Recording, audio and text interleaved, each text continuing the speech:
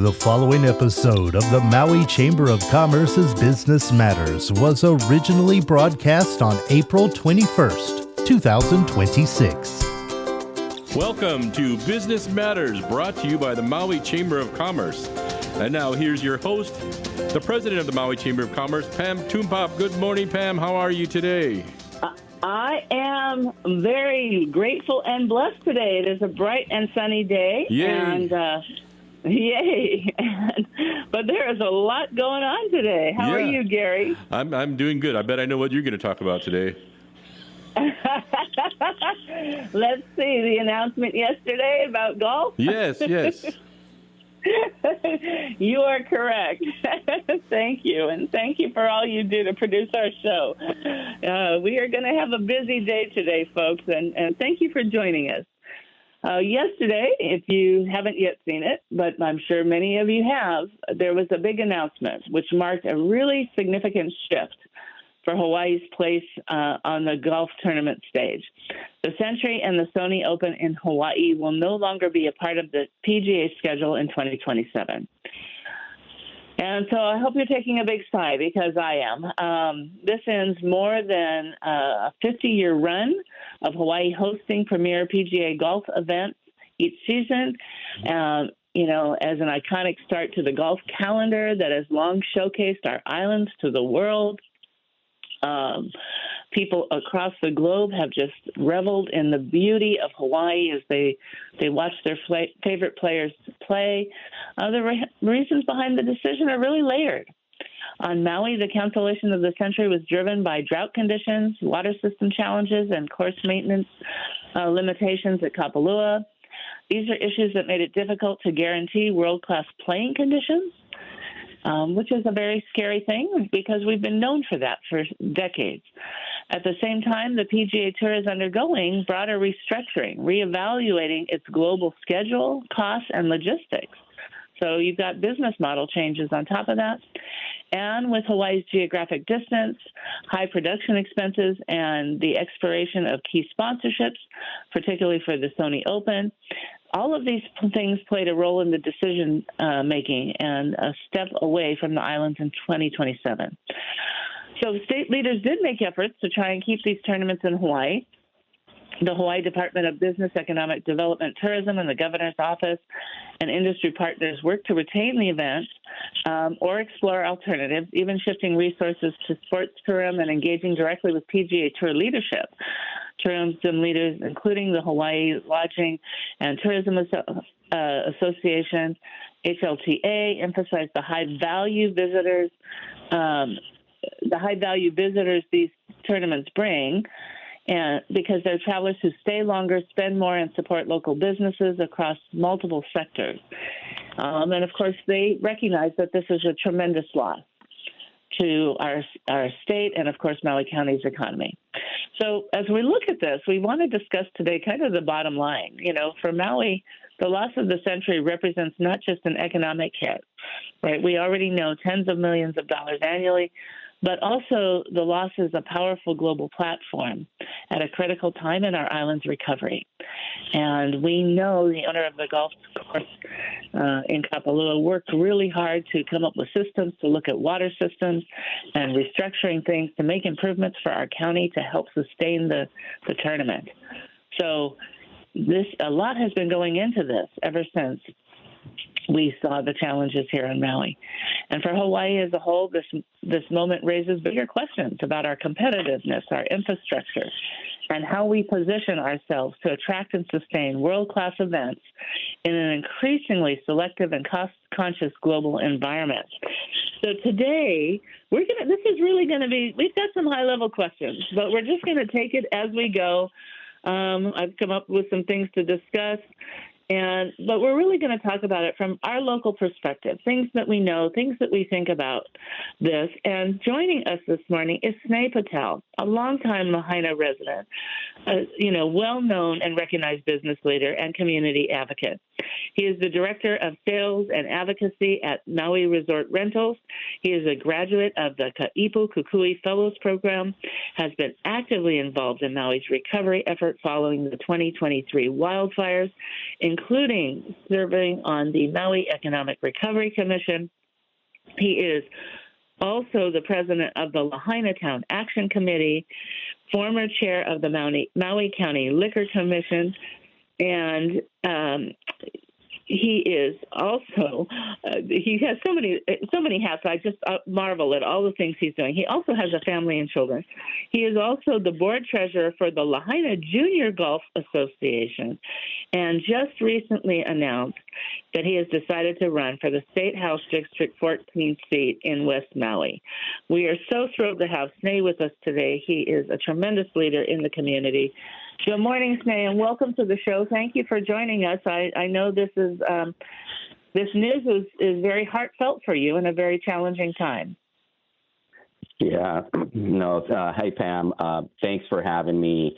And yeah, no, honestly, it's really disappointing news. I heard about it yesterday. I at the same time, I was on a golf course with my young son, who is playing in a golf tournament next week in Wailea for the Hawaii State Junior Golf. And so we were doing a practice round, and I started getting the texts from board members from Lahaina Junior Golf, and just, Tambra, as you know, serves on the LAC board with me, just people, all over being like, oh my God. And, honestly, it's just disappointing. But more importantly, I think it's a signal, right? This tournament, it's been a big part of Maui's economy for, as you stated, a long time, over 50 years, especially for West Maui, too, where we don't have, as many economic drivers in terms of events and things, right? So it's really important for us when we have these world-class events to try to retain them. And so when something like this pulls out, I think we have to ask ourselves first, why? Right. And we know some of the whys, but then more importantly, what are we going to do about it? Right. I think that's the thing. We got to figure that out. Absolutely. Well, on that, let's start with the Maui why, because one of the big questions everybody's looking at is, for the loss of our tournament, was this mainly a water and infrastructure failure on Maui? Or was Hawaii going to lose these tournaments anyway because of the PGA's new business model? But I know you've been involved in discussions on the water issue, right, as I have with the, the owner of the Kapalua golf course. But I know you've been more intimately involved in those conversations. Talk to me a little bit about, let's talk about the water and how that played a huge role in all of this. Yes, I mean, I think the water was kind of one of those situations where you had unprecedented sort of, you would say drought conditions. And it really started, I think, 7 years ago when you had a big storm coming in, and it created sort of a diversion of the landscape to, it wasn't, the water wasn't being retained, and it was, wasn't flowing the same way. So the retention ditch system, I feel there's some infrastructure issues there that we've learned about now as a community. And so that's kind of what started it, right? And once that started, it was starting to evaluate everything. So, of course, we want to look at it and say, look, the water wasn't there for this tournament to be had. However, as a community, as we started to enter back that space, even as early as January, late December, the water, situation had kind of been mitigated with the sense that they stopped watering the bay course, and then because they wanted to try everything possible, and I think that's where you were getting at, is TY management, who owns Kapalua, is really trying everything they could to try to make sure that the Century tournament happened, and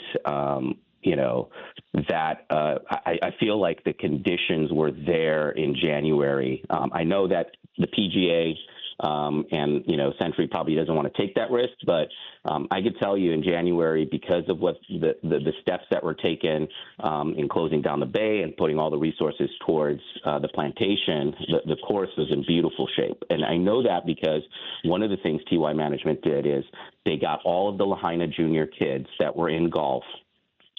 That's Lahaina Junior Golf, the board that you mentioned I serve on, along with Maui Junior Golf, First Tee, through Hawaii State Junior Golf, right? And so they got all of the keiki all the way down from 5, 6, 7 up to, 15, 16, 17. Before they publicly opened the course, they allowed the kids to play for free the plantation, which was such a big treat. And they got to take the first clean divots on, all this new grass. So, yeah, the water was it was a beautiful thing. So I do want to commend, Kapalua and TY Management for that honor. But the course was beautiful when we played it. Yeah, and I think that's really important to discuss. And again, these are some crazy challenges that we're up against them, and I do know that, as events are moving, just even going back to when we, after the wildfires, had that blip of the Maui Invitational moving for a year. Thankfully, they did come back. There's a lot of concern for when people have to make these calls, when these big companies make the call and say, hey, we're not going to take that. You pointed out the course was beautiful at that point. Our community rallied together. I know some feel like, gosh, there was so much, it had gone so far before everybody got involved, but I know the mayor and there was a big assessment period where everybody went out and looked and said, okay, this has to be taken care of. Huge shifts in water management, as you mentioned, with the Bay course. And then it was beautiful. But, the timing of when the corporations make these big decisions, given extraordinary planning and recognizing that they've got, they're promoting these events and they've got people from across the country and globe maybe coming out to Hawaii to participate in these events and having to secure things. And that's something we really need to kind of better understand, I think, in Hawaii is just those business models. And it's I hate to relate it to something else, but it is kind of tied to some of those things, and that is that we saw this in COVID, and we saw it again after the wildfires. That when there are certain announcements made, right, that are reaching global audiences, big corporations have to take a pause, and they don't just take that pause for a period of time. They usually take that pause for several years because they want to show corporate responsibility, sensitivities. They have to be very careful about, coming back or not being seen as being bad players in a difficult system. Right.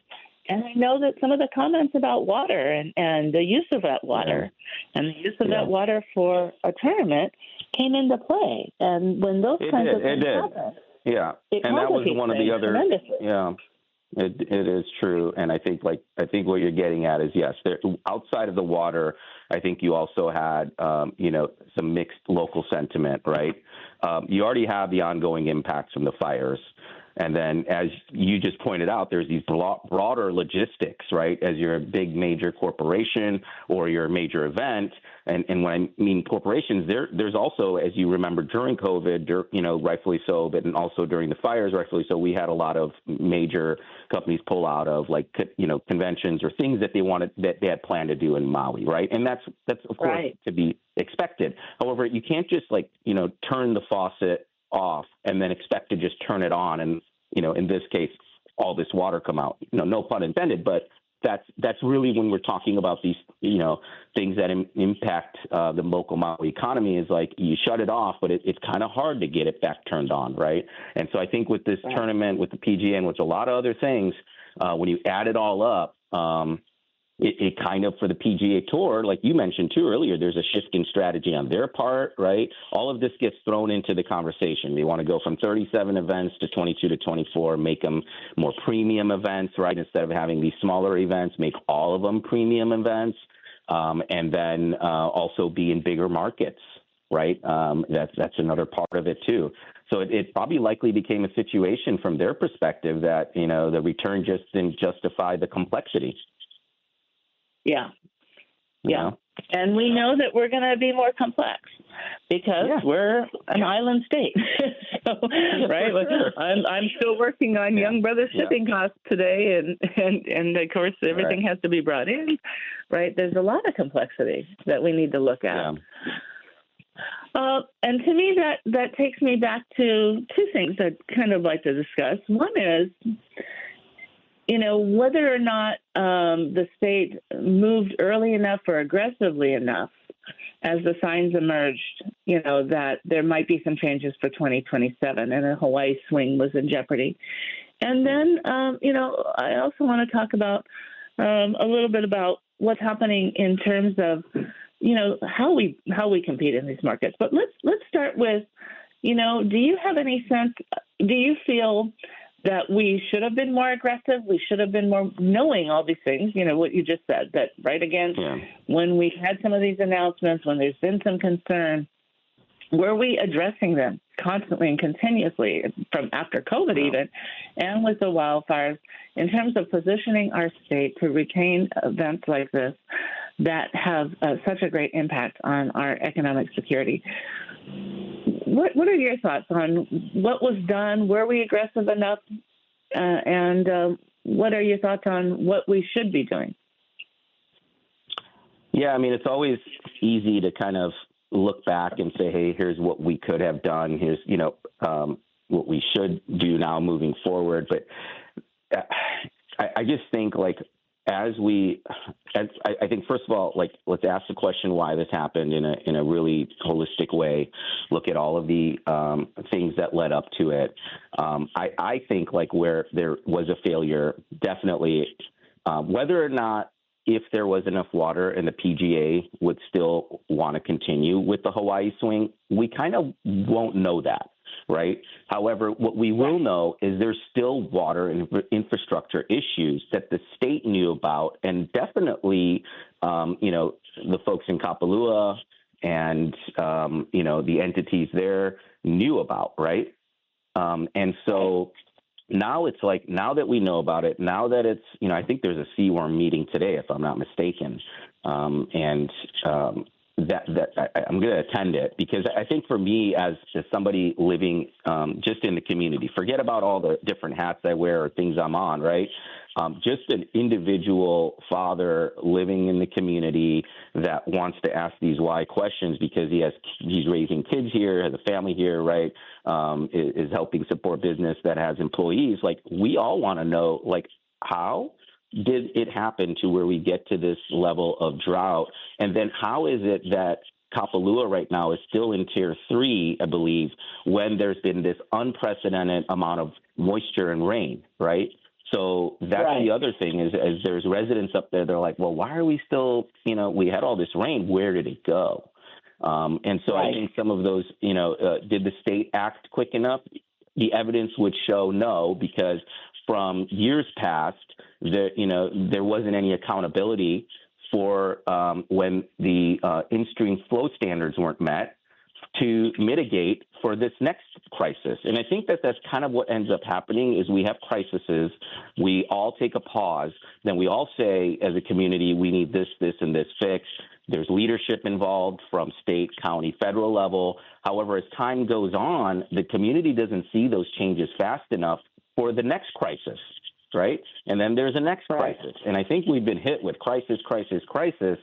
And, I don't know where it starts. And I think that's one of the reasons why I was like, you know what, maybe I put my name in the hat to run, right? And look at some of these state issues, hopefully for West Maui, that I can get answers on as an elected individual versus maybe somebody that's coming in from the private and public sector, right? Because we have been asking these questions as a community. And so you definitely have. Tell everybody what Seaworm is for those people who are not familiar with that acronym. That's the entity that kind of governs in the state of Hawaii. It's the commission, right? So on water and resource management. So that's kind of how you break down that acronym. And so although it doesn't operate the water system, what I've gathered so far from, being in these meetings is that they regulate and enforce water use. And so water is one of those things. You can collect it, you can have it. However, it's the transmission of it is what somebody owns, because it has to cross land. And so when you own that land, and people are like, oh, they own water. No, they really own the transmission of water from point A to B, right? Yeah. And so their seaworm, for example, though, for them, it's like the stream flow requirements and the in-stream flow standards that need to exist for there to be a healthy water system in that area is what, they're going to control. So they're regulating and enforcing water use. And the actual system up there in Kapalua is operated by Maui Land and Pineapple, right? And their partners. So Seaward is part of the system, right, but they're not the system, right? Yeah. Exactly. Yeah.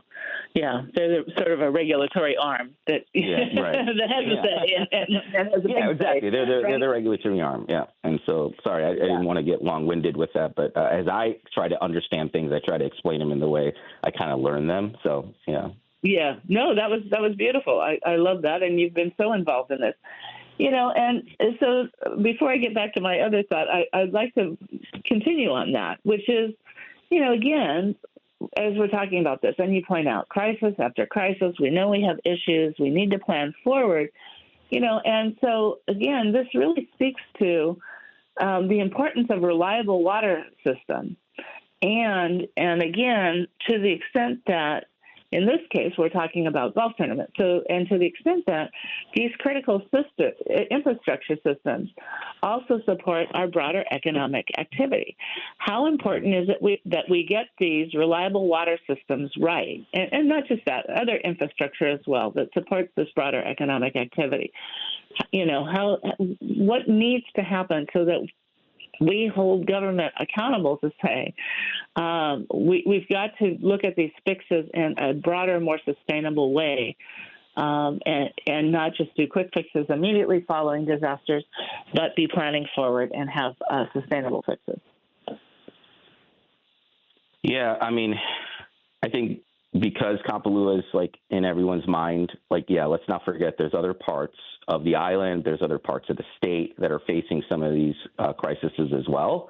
And I think it's the leftover, what I can see, and I just want to be clear, this is my opinion, right? Just as somebody living in the community, observing and researching. But what I see is you have this really old plantation system, right? That once was used to get water from this area, let's say point A, to all of these other areas, A, B, C, D, E, in almost a lateral configuration versus now that's not, there's no more agriculture.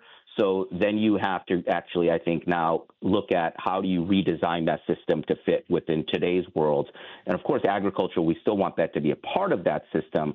It's not the only use now, right, up there. And so when you have mixed residential, commercial, and agriculture use, how do you create a balance first for the usage, but then also before you have to do that, how do you retool that system to work more efficiently? And I think that's what needs to kind of happen, right? There needs to be much more storage capacity, because as I kind of raised before, this question of we just had this unprecedented rain, where did the water go? And so in this last meeting that I was at, I asked that question, and I don't think anybody could come up with an actual stat to that. It's well, we know where it kind of went, right? It went all into, most of it went into the ocean and went into the ground. However, how was, our storage capacity, what is that? And when you look at that, there's not much. So I think as we're looking at, and I know that TY management has proposed some plans for this as well. That's the recent meeting I was at. They had presented their plans for this, and it was to increase storage capacity first to kind of almost look at the system, take it back, and create the infrastructure needs. And some of the infrastructure needs are really in the ditch level and the reservoir levels. In terms of mitigating against, I think in the reservoir, there's a lining that's not sort of intact, and it's causing leaching. So the reservoirs aren't staying as full as they should, right? So nobody wants to see that. I think also creating healthy, better systems for non-potable water, for irrigation. I think West Maui, we've asked for that. Many times, and especially after the fire, as we learn that how valuable that resource of just clean water is. Well, maybe for irrigation, we need to just make sure everyone is on that non-potable water for irrigation, right? So, and I think we need redundancy so that, you have a redundant system in case the main system fails, right? And I think that anybody that is looking to design systems, whether it be for companies or for, like any system, it's just natural that you think that in a system you have a redundant system. And I don't know if that's, being considered. So I think modernizing that old ditch system, I think that's one of the main things, and also our collection and storage capacity. Right? Yeah. These are all critical things that, again, it applies to it applies to what we're seeing here with the tournaments, to the Sony and the Century tournaments. It certainly applies to that. But these infrastructure issues are also extremely critical in attracting these kinds of events. And these events have huge impacts on our economy. One of the things that I saw this year, which was interesting because, we had concerns about the Maui Invitational, and when after the wildfires they moved to Oahu. Thankfully, they came back, but now we're hearing concerns that, again, Las Vegas is trying to attract these teams with big money. And, now we're seeing with the Sony and the Century tournaments not happening in 2027. A lot of people say once things move, it's very hard to get them back. Other regions look to attract them. Some regions, we already know that they're touting costs and concerns and the complexity of having these events in Hawaii. So other regions might be more profitable for them. So as I was watching, as we've been dealing with some of these things this year, there was some discussion early on at the beginning of this legislative session about a project to attract a volleyball tournament. And, it was an interesting concept and there was an opportunity, and that was interesting, and we have to explore all opportunities.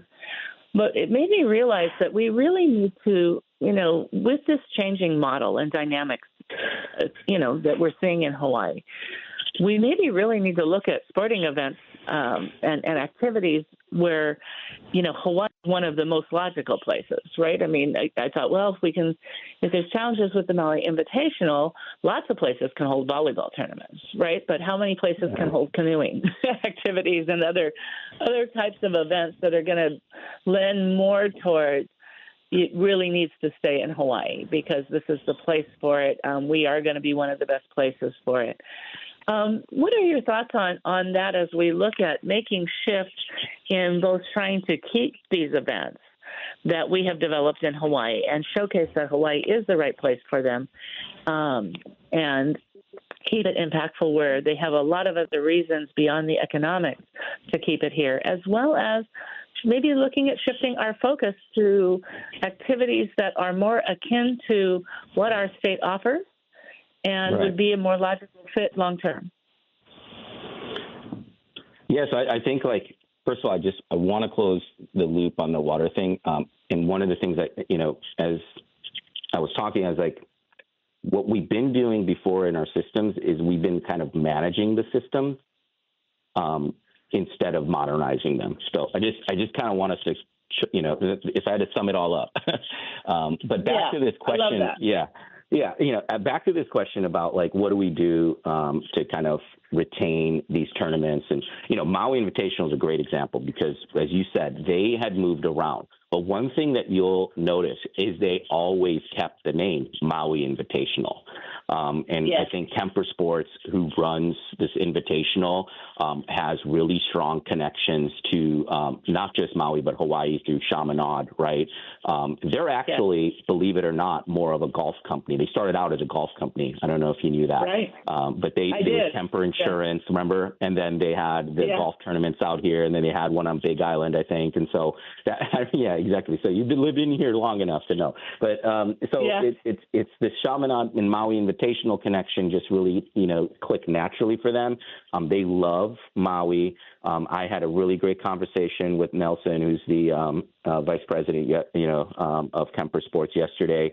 And the thing is, when they moved around, even like the fans and the people that come to the terms like, oh man, we miss Maui, right? Even when they're on Oahu at that time through Lahaina Town Action Committee, as you remember, and cooperation with the chamber and, yourself, we had the Kakua for Maui where we went around at that time to the different island chains. And if you remember, we were right near where they were playing the tournament that year. And there were folks that ran into the elevator that I was like, hey, how's it going? It's like, well, Oahu's not the same as Maui. And it's not. And all the islands are different. So I think it's like, what's the unique proposition that really keeps people wanting to come back to Maui and these events coming back is really who we are as an island and what we already bring naturally.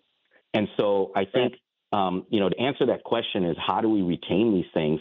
Well, first of all, we have to be ourselves. There's already a uniqueness, the reason why I live here, why I want to invest so much in terms of my time in making sure this place is, going to be still an amazing place to live for my kids, right? And that's why we do a lot of the things. However, when we look at these, how do we keep these events here? It's not like we have to work really hard. People want to come here.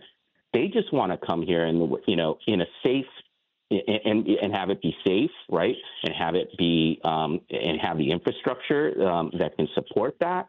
And so all of these things take planning. And so perhaps a way to retain them is also to just make sure and we're overtly letting them know, yes, please, keep coming. This is such a great, collaboration, and it's doing good for our economy, but also for the people. And it's great for our kids and local people to experience sports or events at a really high level, whether that be music or I always say when you can see something done at the highest level in whatever industry that is, whether it be culinary, right? Whether it be sports, whether it be the arts, whether it be music, surfing, when you can do that and see that, or when you can see that at the highest level as a kid, I can tell you that really lets you know, hey, I can do that. Or maybe that's what I want to do.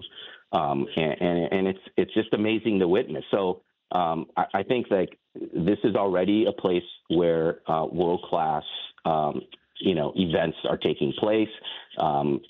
We just have to make sure that as we look at attracting more to replace things we've lost, that it fits, right? That the infrastructure is there that it needs for it to work. I don't know if I agree. Yeah.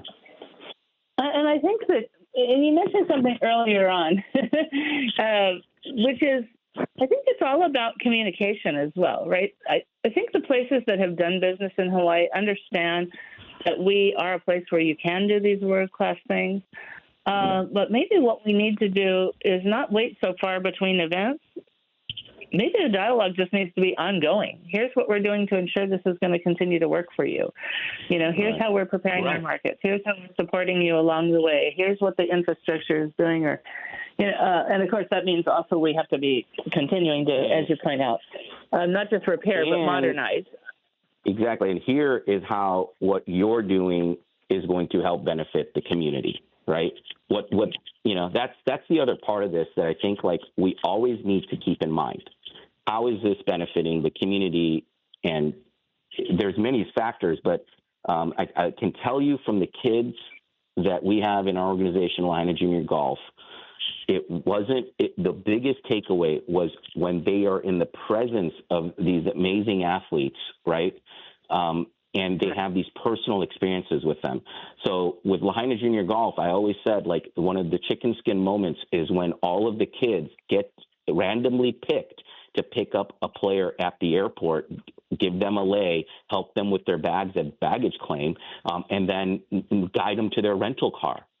How, like as a little kid growing up, loving golf or playing golf and seeing your idols on TV, but then being able to be in their presence in that intimate way, that's what's being lost with this, right?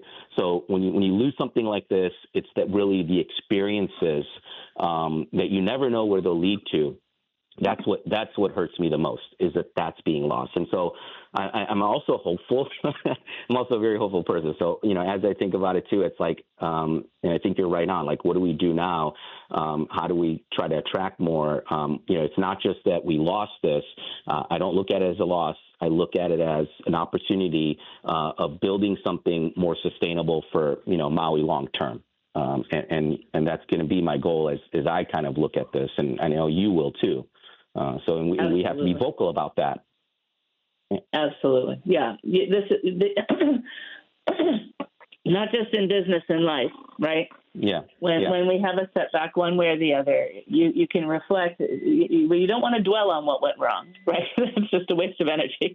You want to assess, want to assess what happened, and then look at how you can positively move forward. And we have to do that. This is a critical time. There's so much going on in the world. And it's not really about dwelling, but you do have to take those moments to ask the tough questions. Yeah. Again, whether it's your personal life or not. I think I really want to say, Sinead, that, first of all, I didn't know, and I'm so glad that you're talking about this. I did not know that the youth in junior golf got to go meet their heroes at the airport, give them a lei, and show an expression of aloha.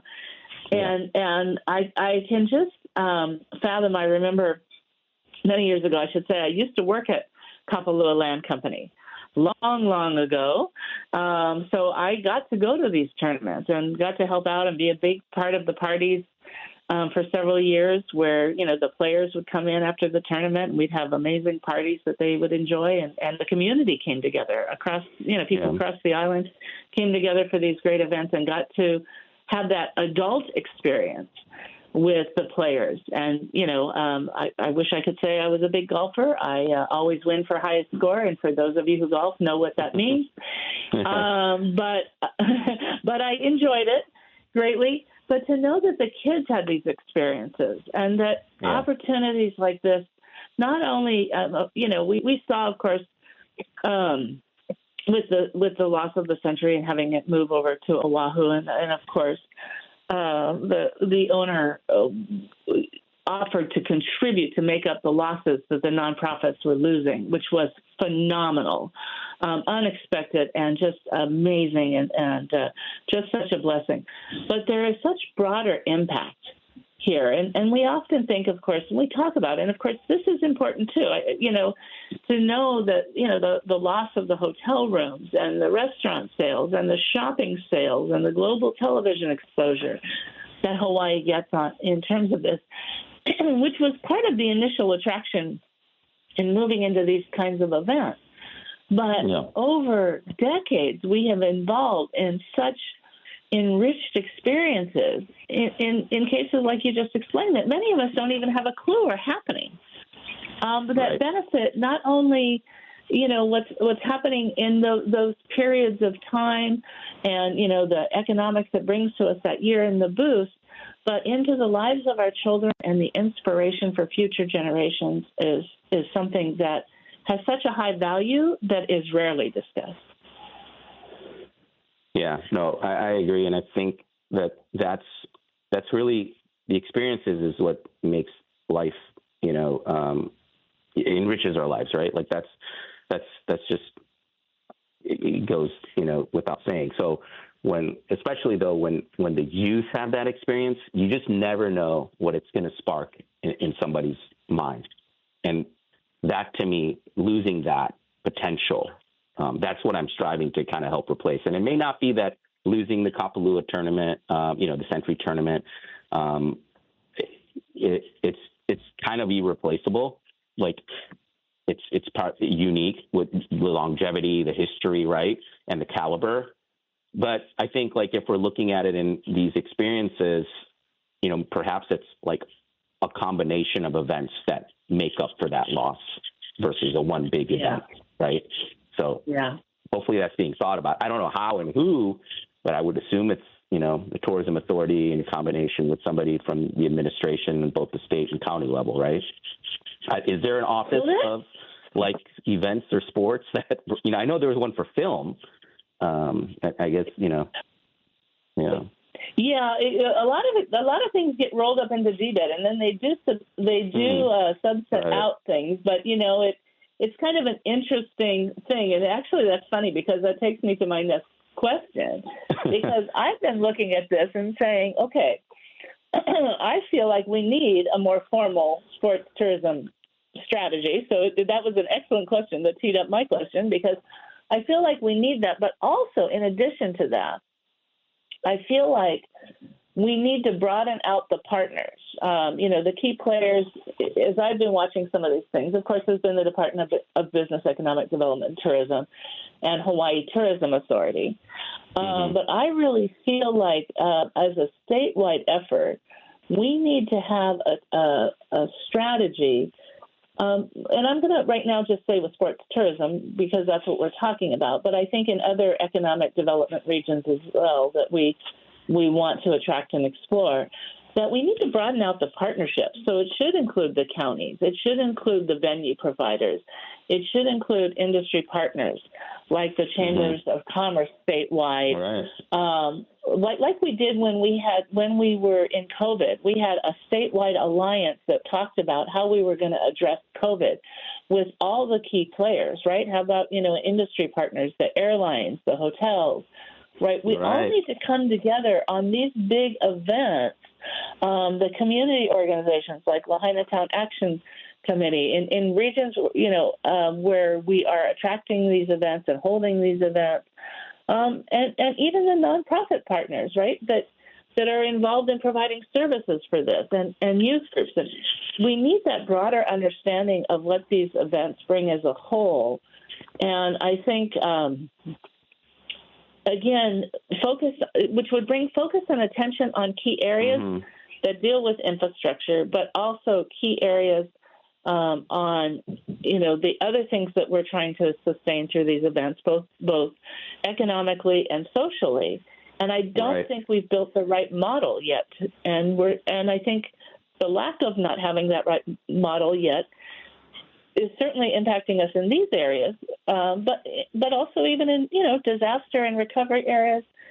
Yeah. We're seeing fragmented. We're going to jump in and we're just going to try and solve these one issues as quickly as we can, but without having, that continuous dialogue, without sustaining the effort, as you mentioned earlier, on the infrastructure again over time, modernizing, refreshing, and making sure that we're building systems that people that it's hard to say we would move.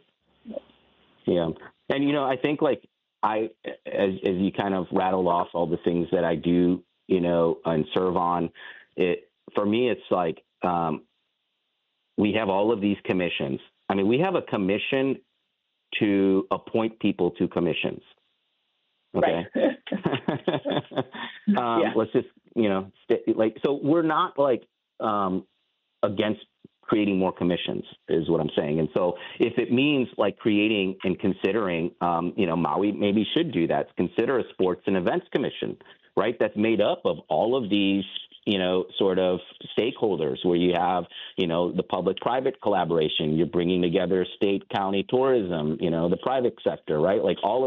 And just people from the community voices that are, just try to proactively identify and attract the right events based on this collaborative effort that fit within our infrastructure. So maybe they do have to get, a check off from Seaworm, DLNR, or whatever. And so that there's alignment with the funding and then checking off, making sure the infrastructure needs are there to make sure that we can hold this successfully.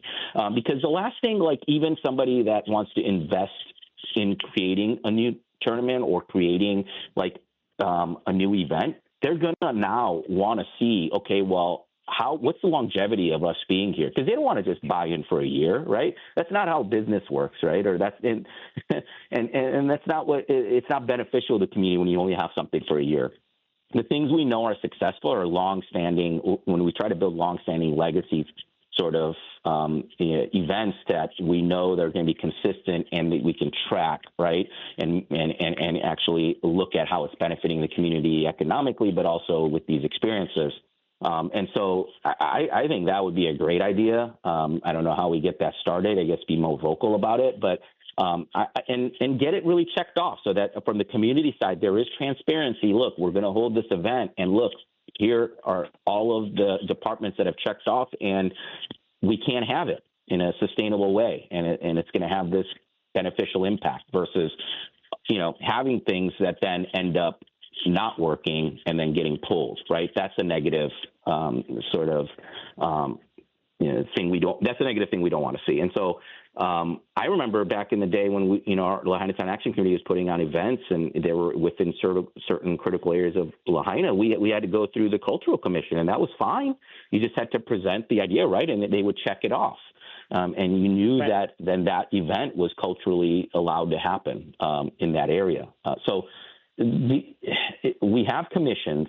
I don't know how we would start it, but I think having this pulled maybe is a good opportunity for us to say, hey, I think that we have the right people already within our county. Can we create a sports and events commission? Yeah, I think we definitely need more county engagement. I also think, I think a commission, as you point out, the commission is a good structure because they have ongoing meetings, so that continues the activity, not just during the season, but year round, right? We're talking about, I think we need activities where we get more people engaged year round so that as there's issues with systems, they're not, I think with the century, there was a feeling in the public, just a great sadness when it was moved, but just a feeling like, how did we get this far along before we're scrambling to try and keep it?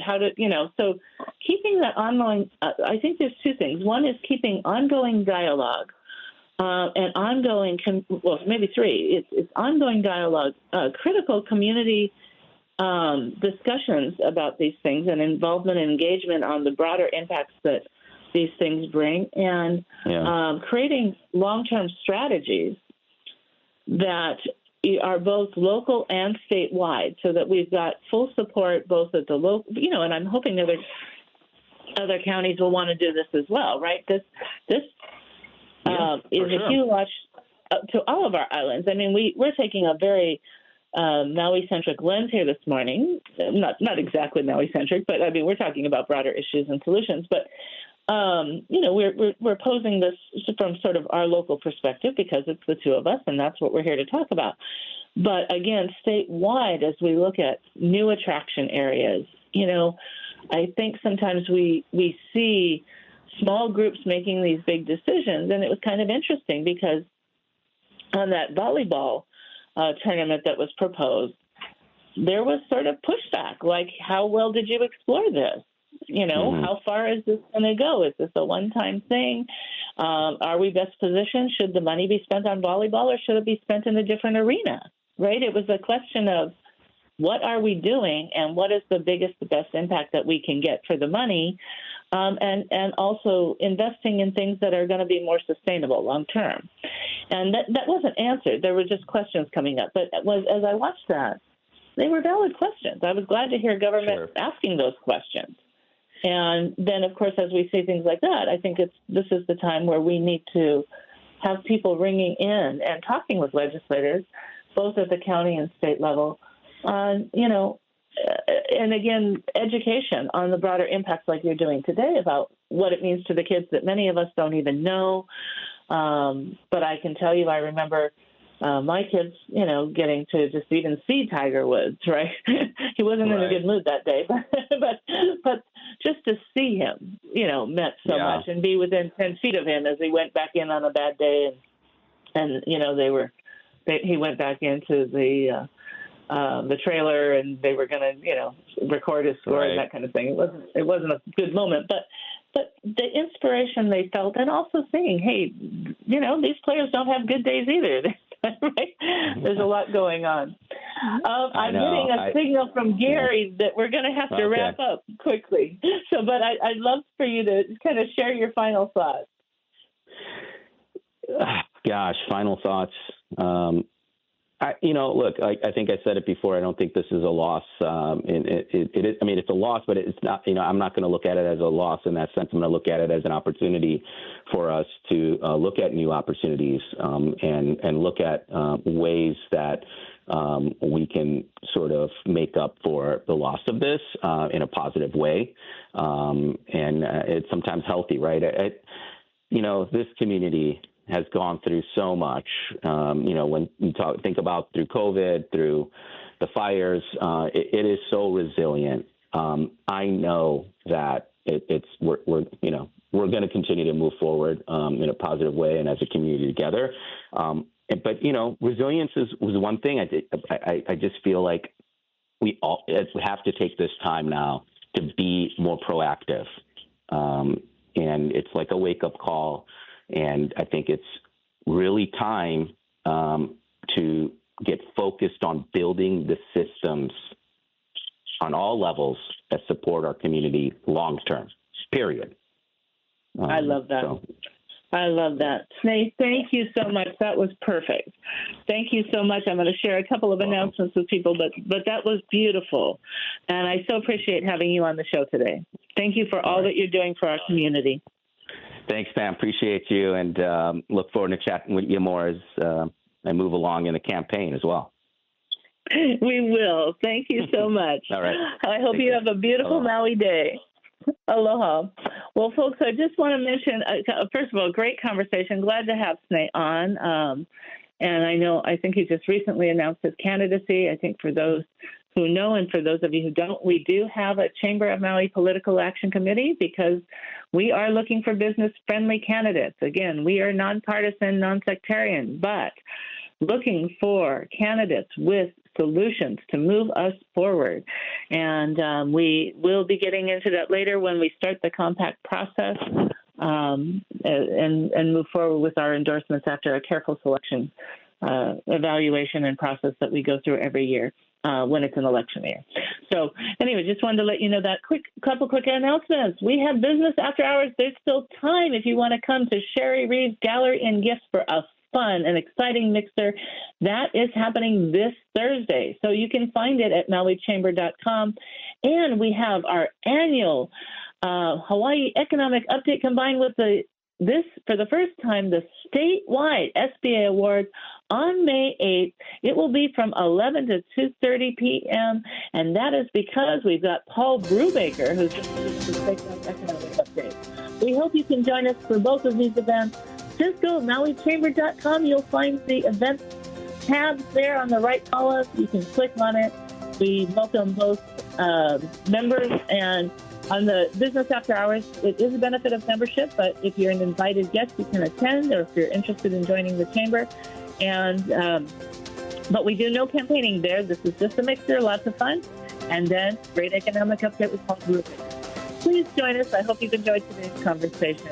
And as we close, this is a clear time where we need to focus and work on solutions to invest in our infrastructure and partnerships needed to hold world-class events and sustain our community as we move forward. Thank you for joining us today, and I hope you'll join us again next Tuesday. Blessings and aloha. Mahui ho.